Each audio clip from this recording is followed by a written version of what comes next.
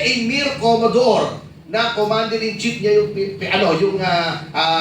presidente, na yung presidente nagpadala through DFA, yung official channel ng diplomatic relations natin sa China, sinasabotahin niya. Sinasabi niya yung pinapakausap ng presidente, walang kwenta. O paano matutuwa sa atin ng China?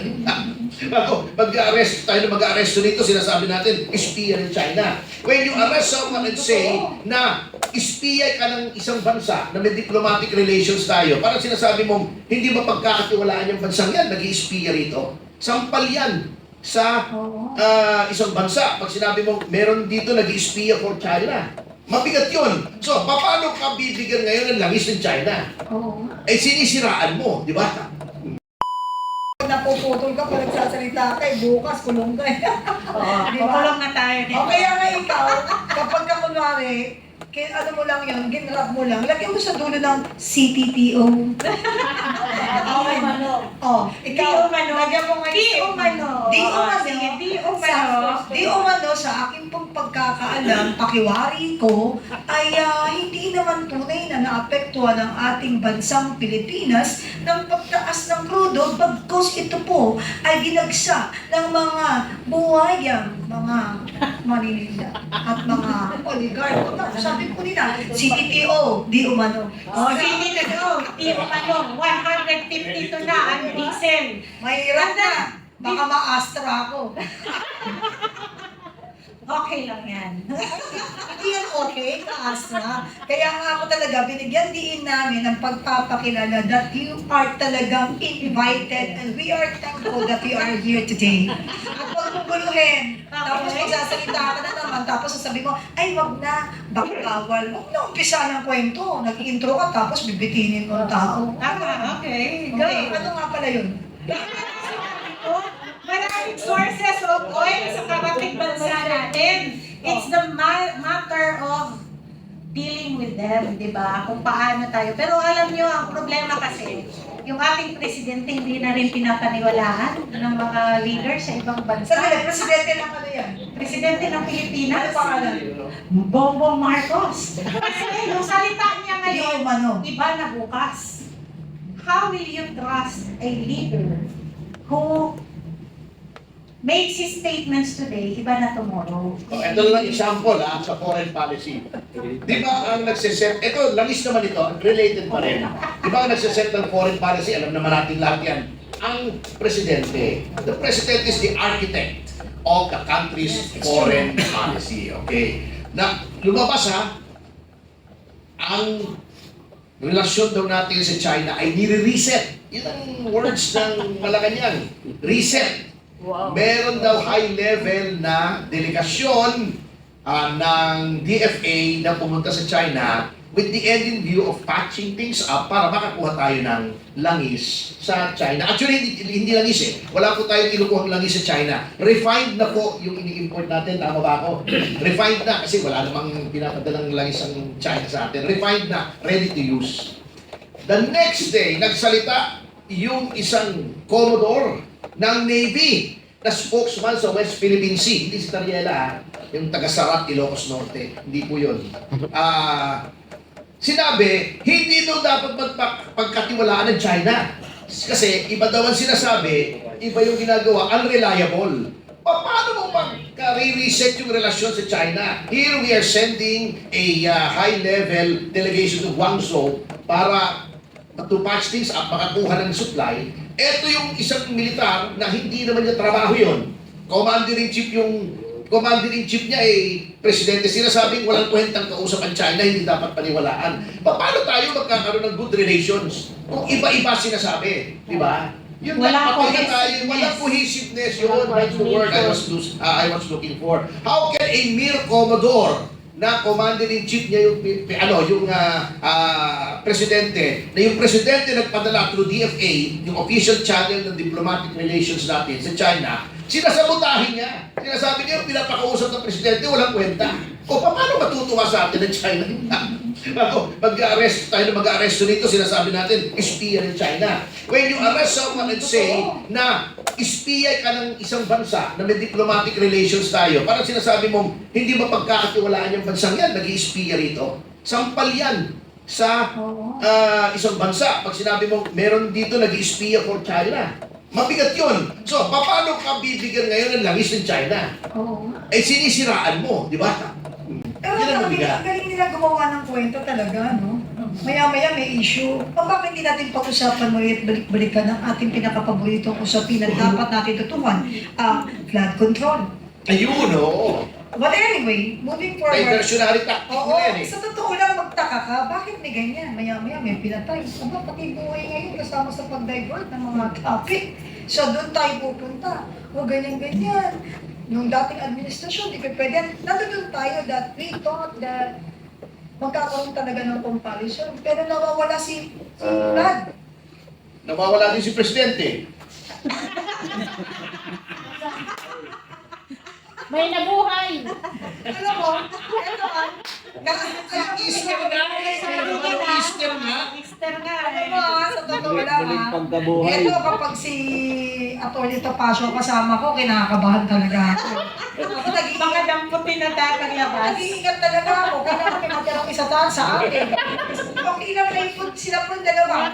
Ako po kasi ang magdadala po ng pagkain sa loob. Hindi kami uulit ng ulam ha. Wala sa inyo. Huwag na ninyo ako Kasi yung ikamay. keso, dalan mo ko yung keso gawa mo. Pagbisan na mainit. Ito Kasa. Okay sa dalawa po nating mga kasamahan ngayon, no? Sa inyo pong mga assessment, alin po ang pinakamalakas na argumento at sa inyo pong pag-assess din, ano naman po yung pinakamahina na pinakamahinang punto? Doon sa usapin natin ngayon. Kasi Sa defense kahapon nung ano. balik natin sa Ikaw, kasi ikaw yung advocado. Yung kasama ko, nag-iiba-iba ang topic eh. Eh, para sa akin, wala eh. Walang mahinang argumento. Kaya Lahat hindi ng kami argumento nag-i-script malakas. dito eh. At kaya nga nag-agree yung mga amicus curiae. Usually, ako, may mga na-argue na ako sa Supreme Court. Modesty aside, naka-anim na panalo na ako sa Supreme Court on doctrinal issues. May mga amicus curiae nagsasabi ganito, yung isa nagsasabi naman ng ganon.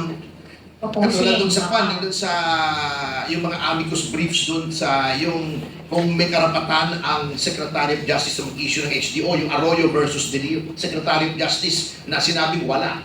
Meron pros and cons. Dito lahat ng amicus curiae, lahat ng mga resource person sinabi, mali yung ginawa, walang nagsabing tama. At magagaling ng mga tao, si Sonita Monson, Butch Abad, former SP Franklin Drilon, at saka may isa pa, nakalimutan ko yung isa eh, kasi medyo background kung pinapakinggan. Pero walang nagsabi ng amicus curiae na tama, kaya nai-imagine ko lang kasi walang video yung streaming yan, di ba? Audio Wala lang. ko yun lang. Tsaka, Oo. napansin mo yung natatameme at mahabang panahon na hindi makapagsalita si Berberabe. Yun nga, nai-imagine ko yung pawis. Siguro bumubula yung singit ni Berberabe kahapon, no? Kasi wala Bumubula. wala Baka siya hindi pa nakabandaw, nagmadaling pumunta sa korte, may sabon-sabon pa. Di ba? Wala talaga siya. Nai-imagine ko yung pawis niya eh. O, yung sa kanya, bumubula ang singit. Baka yung mga nag-uutos, bumubula na yung bibig. Yun yung ano na, how Ay, do ikaw, you, ah. how do you defend? Gagalit si Sigot sa inyo niya. Di ba? How do you defend something wrong? Ikaw, attorney, di ba? How do you defend something wrong? Mahuhuli ka talaga. Alam mo, kaasa, tulad ng lagi nating paninindigan, kahit dito po sa kapiyan, pag inumpisahan mong mali ang isang bagay, ang kapal naman ng mukha mo, mag-expect ka maging tama sa huli. Wala na ako ending yan. Pag mali ang umpisa mo, siguraduhin mo, sabog-sabog ka sa ending. And it will happen because God is with us. God is good all the time. Okay, tuloy-tuloy na. Nagiging mainit na. Pinagpapawisan ako. Mamaya, naka-sleeveless na ako. Kaya ako nag-jacket kayo na malamig. Pag ito pala kasama mo, papawisan ka talaga. Kaya ako butas-butas para hindi ka Oo pagpawisan. nga. Pero alam mo, sa susunod, dapat kayo, guest ko, magdadala ako ng brake fluid. Yun ang unang papainom natin. Yan yung lagay dito, brake fluid. Huwag tayo maganyan-ganyan. Anyway, moving forward again, Castra and Atty. Topacio. Sa tingin po ba ninyo, may indikasyon na ba kung saan papunta talaga ang desisyon ng korte? bawal tayo magsalita dyan. Ay, bakit Lalo na ako, abogado. Hindi, ito na, abogado yan. Ito na Sa judice, sa judice. Huwag ka magsalita. Ikaw, hindi ka abogado, magsalita ka. Oh, sige. Hindi ako malalaring ako. Oo. Saan patutungo? Patutungo ito sa criminal case na pinay nila Attorney Picasso. Kasi sigurado ako, pag lumabas ang mga saro na sinabi na, makikita lahat kung saan dinala at paano napunta at nagastos ang mga pera na particularly the unprogrammed fund. Yan, hindi umano at hindi yan si TTO. Nanggaling mismo yan sa bibig ng atin pong invited guest. Ito, very briefly lang ha. Para mabigyan natin ng pagkakataon ng susunod na tanong ha. Ito. Judicial restraint versus activism. Dapat bang makialam ang Korte Suprema sa budget? Ayan. Attorney, Hindi sa dapat, kundi katungkulan ng judiciary. responsibilidad. Oo, under the expanded judicial power na iginawad ng bagong konstitusyon, which was done by the Constitutional Commission, yung 50 persons, in response to the usual refuge taken by the Supreme Court under the 73 Constitution na political question, we have to exercise judicial restraint, etc. Kaya nga po pinalawak. So it becomes not only a power, but the duty of the Supreme Court to step in whenever there, on the part of any department of government, there is grave abuse of discretion. Yun. Iba pa to dun sa Rule 65 na grave abuse of discretion amounting to lack or excess of jurisdiction. Iba pa po yun na judicial na grave abuse. Ito, grave abuse of any of the powers ng any department or agency or instrumentality or subdivision thereof. So, hindi po yan judicial activism kung nakialam ang korte. That is by virtue of its expanded judicial powers under the 87 Constitution. Yan po ang in-invoke na poder ng ating Korte Suprema noong nagdesisyon po sila na gawing void yung unang impeachment complaint versus Vice President Sara Duterte. Yon, ang galing. Sa totoo lang, no, ang ganda ng ating topic. Lahat tayo, kahit na hindi tayo mga matataas ang pinagkukunan tulad ng ating buting ka-Ferdy, no, at ka-Astra, nakita mo lahat ng Pilipino, sukdulan ang pagnanais na matuto at maintindihan talaga. Ang gagaling pang maggamit ng mga terminong malalalim yan para hindi maintindihan ng Pilipino. Eh, ang kala naman nila, bakit? May AI ngayon. Ganun kagad yan. Ano na, mga vlogger. Oh, alam mo yun, talaga yung pala ibig sabihin yun, no? Munti na tayo matanso. Parang yan pag may nag-a-apply sa atin na mga kasambahay, pagkabudol din yung amo, ganito. O ano, magtatrabaho ka, dito, kailangan namin kasambahay. Upo, tanggapin niyo po ako. Tapos sabi niya, ano po ang aking sweldo? Ito, 30 dias kada buwan, libre chibog, walang kain. Parang ganyan ang ginagawa natin. Ganyan tayo tinatarantado. At ngayon naman po, pumunta naman po tayo sa usaping governance at saka accountability. At ngayon, tignan natin ang epekto nito sa pamamahala. Kasi this is very, very important topic. Kastra, para sa ito. Ito, wala kang di umanot si TTO. Galing mismo sa iyo ang sagot. Ayan na. Paghandaan na ninyo maging statement. Makikita niyo yung galing ni Kaasa kung bakit gigil na gigil sa kanya yung mga yan. Kaasa, kung may bahagi ng GAA na ideklarang unconstitutional, ano ang immediate attack sa program? Ano ang immediate attack? Ang immediate na pangangailangan natin, nasa state of energy emergency tayo. So, pag dineklara na unconstitutional, dapat ibalik nila lahat ng Yun. mga, yung mga pondo na ginamit nila which is considered unconstitutional. Tama, Attorney Topacio, di ba? Kasi tayo, speaking of COA, ano yun, disallowance. Ano, ito kasi proseso ito, di ba? Si COA pag nagsabing disallowed yung ano, kasi ako ay experience na disallowance. Alam niyo kung magkano yung disallowance? Hindi porket ibig sabihin may disallowance, may corruption ha. Disallowance ko was around 400 pesos. Na-disallow ako dahil nag-change ako ng flight from Cagayan de Oro to Manila. Kasi I was a speaker sa Marawi City for a graduation. Sabi sa akin ng mga ano, ma'am, hindi maganda na gabi ka na bumiyahe. So, nag-change ako ng flight. Kung na-disallowed my change of flight, which is supposed to be security reason ko yun na nag-change ako ng flight. So, pag sinabing disallowed at sinabi ng COA disallowed ka, babayaran mo, ibalik mo sa treasury yung pera na hindi-disallow sa'yo. Now, talking of the GAA, pag sinabi na unconstitutional itong mga ginastos nyo, responsibilidad ng mga gumastos na nyo na ibalik yung pera nyo. Dapat ibalik nila yon sa ating ano. Alam nyo ba kung ilang mga eskwelahan ang pwedeng maipatayo doon sa mga perang nawaldas? Alam niyo ba kung ilan ang dapat na mga kababayan natin na hindi naghihirap, walang pambayad sa hospital? Sobrang mahal ngayon, magpa-hospital. Ako, na-experience ko kasi recently meron akong naging pasyente, ang mahal. And ang hirap humingi ngayon sa national government ng assistance kasi parang wala na nga. Paano ba ito? Diba, even the Malasakit Center ay binawasan ng pondo. Pero lumaki yung program funds.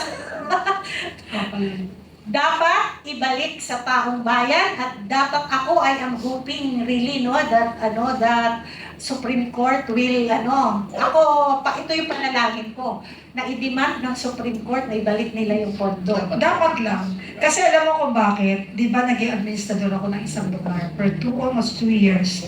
Maniwala kayong nakita ko nung chinek ko yung kanilang sa COA. Laging may disallowance. Inayos na namin, may disallowance. Alam mo kung magkano? Mas mataas kaysa sa iyo, 150. Kaya sinabi ko, alam mo, hindi natin ito 100% na malinis eh. Bakit? Bayaran ninyo yung mga yan. Sabi ko, hindi, talagang may disallowance lagi yan kasi kailangan mag 000 yan. Malinis. Kaya huwag kayo masyadong ma-iskandalo pag nakita nyo na may disallowance yung mga bawat ahensya. Alamin ninyo kung ano. We're talking about billions of pesos and trillions eh. Pwede ka rin magkaroon ng ganyan ng 150 pesos o 1 peso and 50 cents. 17 billion. Sabihin ko sa inyo hindi natin alam kaya na-iskandalo tayo doon sa binato nila kay BP. Kasi, ngayon, sumagot ang COA na clear. Bakit yun? Hindi nila gawing issue na malinis ang OBP. Diba? Bakit di nyo kalkalin ngayon nung hindi na siya yung namumuno? Tingnan lang natin kung wala silang makita. Ngayon, pag walang makita, dahil hindi nila talagang tinignan o hindi nila ginawang issue because hindi kasi BP Sara eh. Diba? Nalaban. Hindi ka lang. Anyway, going back to the GAA, ano yung sinasabi? Hindi, ito muna. Sorry. Ito muna, attorney. Anyway, yung sa GAA, dineklara na lang na unconstitutional at nagkaroon ng paglalatag si Kaasya, which is, I agree. Attorney Kaasya, ano ba yung nakikita niyo dapat gawin ng Kongreso? Itong Kongreso masyadong powerful eh. Kaya sa nakikita nilang nangyayari ngayon, at pagpapatuloy nila yung pagkakampi-kampi dahil lahat nga daw parang di umano, nakamayo na at CTTO na nagkakampi-kampi. Pero ano ba ang dapat gawin ng Kongreso para maiwasan ito sa hinaharap? Congress in itself is not corrupt. It's the people that composes it. It's the character of the people that's in it. Ako, I am hoping that we will elect new breed of congressmen, senators, yung hindi pa corrupted yung puso, yung hindi, alam nyo, sabi ko nga sa'yo, 20 years na ako sa ngayon lang ako nakakita ng kongreso na ganito. Grabe. Diba? Napakataas ng dignidad, hindi mafia ang kongreso dati. Dito parang tingnan mo, there's only one political party that's fighting against corruption right now. Hindi naman one kasi may mga maliliit, pero major political party, no, that's fighting, and that's PDP. Sabi ni Tatay Digong noon na pagkapanalo ni PDP will be the fiscalizer, and this is the strength of our party. We have always been for 44 years. PDP has always been a fiscalizer, no? Bakit nagsipagwalaan lahat ng ating mga kapartido nung Kasi sumakay at lumipat sa ibang and this is why bakit gusto natin ng pagbabago, maging federal, maging parliament ang Pilipinas. Pero sa tamang leadership because you are going to hindi completely eradicate but minimize the chances of corruption. And dito sa ano ba ang dapat gawin ng Kongreso? It's not Kongreso that has to do something. It's the people in Congress that has to have a change of heart. Pagbago ng puso, mahalin ang bansa, mahalin ang Pilipino, hindi mahalin ang maleta. Tama! May tama ka. Kasa, isang sundot pa para magkaalaman. Paano mapapalakas ang transparency sa budget process? Isang online discussion, 'di ba? Dapat naka-online lahat ng para ang mga taong bayan ay nakikita nila yung ng process ng budget. At matuto na rin ang taong bayan. Kasi, tandaan nyo, even the small committees, dapat naka-live at Wala namang basis yun eh. Hindi nga, tapos bigla sila nagkaroon ng small committee, di ba? Wala ka naka-live. Kasi nga, pag live transparent daw, maya-maya biglang mawawala. Wala ulit ang sounds. Nawawala ng Nawawala ang sounds. sounds. Ito mag-hindi. Nung isang araw, nag-blurred pa. Pero alam niyo, yung transparency in the budget process, maraming pwedeng kuhanan ng example na mga ibang bansa, no? Kung paano nila ginagawa. Pero yun na nga, in the 1987 Constitution, sobrang laki ng power of the purse. And yung mga guardians of the purse supposed to be ay nakisawsaw doon sa power of the purse. Ang hirap na pag ang number mo, puro first, no? Sa buong Pilipinas. Yung yung mga purse, mga nila, di ba? Alam mo yung first natin, ang spelling nila, di ba, ang power of the first is F-I-R-S-T. Ngayon, power of the first, P-U-R-S-E. Kasama ba si Pars Lady dyan? Ito para po sa inyo. Ito po para sa inyong dalawa. Ito para sa inyong dalawa. Tatanungin ko kayo. May pananagutan ba? At sa tingin ninyo, kasama na rin silang lahat. Sino ang dapat managot? I give the honor to honor. Lahat ng mapapatunayan. Nakakyap to ng kaso eh. Lahat ng mapapatunayan nakipag-connive at collude at conspire na magkaroon itong insertion.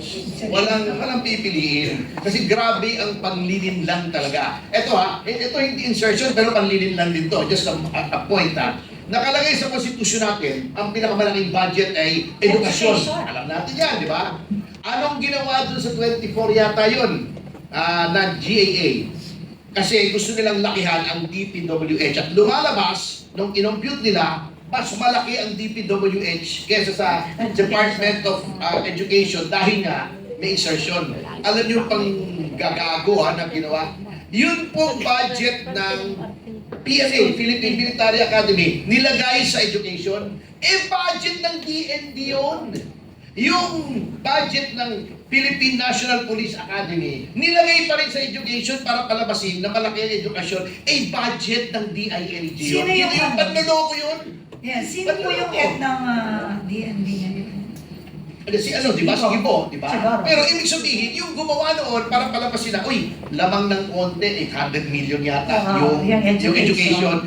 Inilump nila doon sa education yung PNPA at saka yung PNA. Hindi naman doon yun eh. Correct. Creative bookkeeping yun para palabasin lang, mas malaki pa rin ang education. Ulol nyo. DNT yan at saka DILG yan eh. Pag tinanggal mo yung PMA, PNPA, mas malaki na DPWH. Yun. Grabe. Ito yung Ano ba siya? pagluloko. Ayun, Kaya unconstitutional. Oh, that's alam another mo kung point. anong ano natin dyan? Dapat hashtag karumalduman. Ayan. Ito, rapid fire na natin ngayon ha. Talagang barilan na tayo ngayon. Isang Hindi pa tanong. ba barilan yung kanina? Hindi ba yun? Knowing you, knowing you, knowing you, wag na ako. Nandadalaw sa inyo. Hindi, yung ano, kanta ng aba yan Pero mabilis ang tanong lang po sa inyong dalawa. One sentence, answer lamang. Answer lamang. Kasi tayo mga pasakay eh. Ito na, baril kung baril. Gusto Number mo yata one. kami mabaril? Hindi, dadalo ako. Hindi ko gaya. Okay, at isa ko, gusto kong barilan na harap-harapan. Hindi Yeah. yung pag wala yung tao sa harap, doon ka baril ng baril. Oo, tama. You are invited. Yes. Parang alam ko yan. Mabilis ang tanong ko sa inyong dalawa. One sentence answer lamang. Huwag niyo akong bibigyan ng kahit anong bula at palabo katalwalo. Number one, may constitutional violation ba? Yes or no? Yes. GA? Definitely yes. Kasunod, pinakamalaking problema sa budget process. Presidente. Insertion. Ang nakaupong presidente kasi walang mangyayaring insertions kung walang kung alam niya kung anong gagawin. Pitch ka pa ba natin dyan? Mess na yata yung Ito, isa pa. Isang reforma na dapat gawin agad. palitan ng presidente.